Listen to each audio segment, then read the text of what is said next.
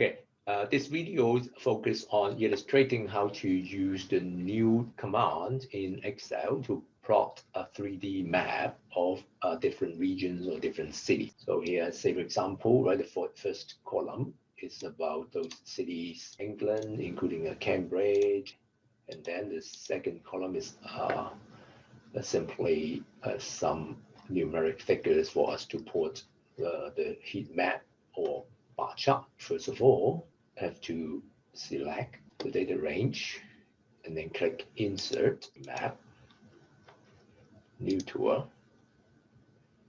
Yeah, then immediately you will find this 3D map, right, showing the dots on each city in England, right, that the Excel data files indicate. And of course, you can expand it, move, perspective, and then here shows you that you can also label the city name so that you can show where they are. Example here is London. And if you would like to indicate that these dots as heat map, the value can be shown according to their values with different color code so that we know that, right, the biggest number is located at London. Or you can use bar chart. Then the height of the bars would indicate about the value. Example, the data shows that London value is 1,343, while the show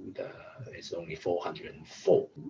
And of course, you can also change the height, thickness, color, and also you can make it a flat map.